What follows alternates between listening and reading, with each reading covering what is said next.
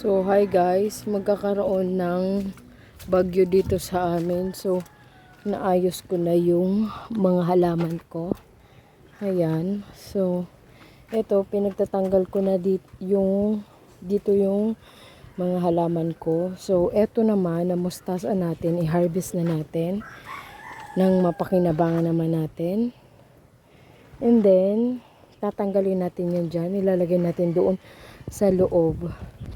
So, dito ko nilagay yung mga halaman ko. Ayan. Samahan niyo akong mag-harvest nung mustasa ko. Kaso ang problema, naulan. So, pwede naman siguro. Sana yung gunting. Mababasa yung cellphone natin So, kasi. ayan yung mga mustasa natin. I-harvest na natin ang mapakinabangan naman.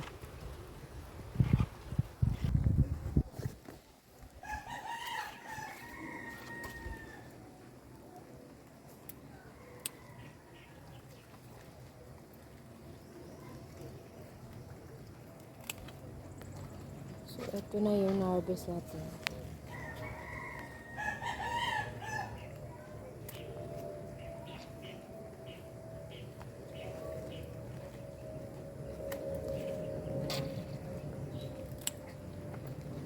So, ito yung mustasa. Yan. Ayan pa guys, yung harvest natin.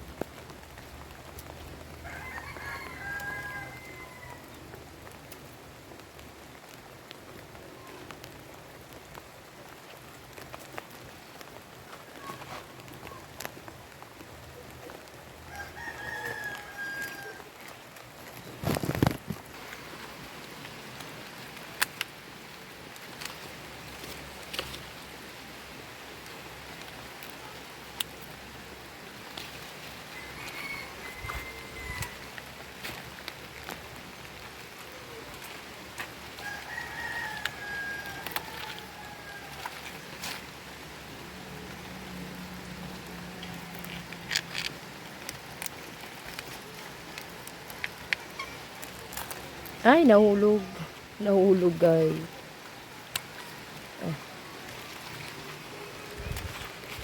Madami na. Yan na lang. So, eto na lahat yung nakuha natin or yung na-harvest natin na mustasa.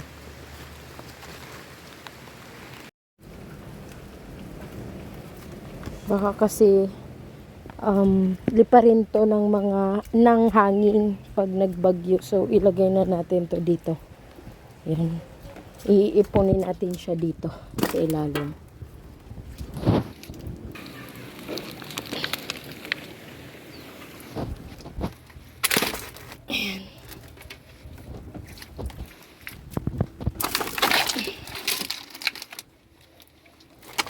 Ayusin na lang natin after ng bagyo.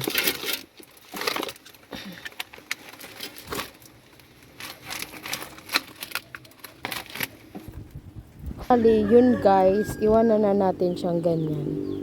Siguro naman di naman siya rin ng hangin. So, okay na yan dyan. Tsaka itong mga maliliit ko. So, kung liparin man, di pulitin na lang natin sa baba, di ba? So, ayan na lahat. Ayan na yun lahat. Nilagay na natin dyan. Yan. Itong pechay ko, parang gusto ko na rin siyang i-harvest. Kaso, ang liliit pa eh.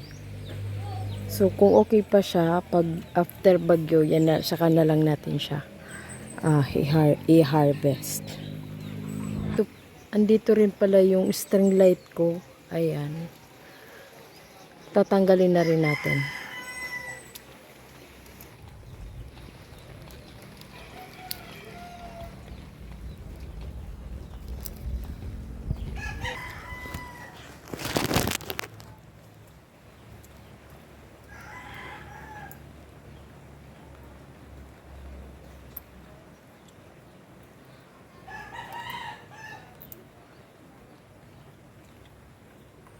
Natanggal na. So, ayan, nilagyan na ng baybay or buhangin dito sa area na yan para hindi siya tangayin ng Salamat sa panonood. See you soon.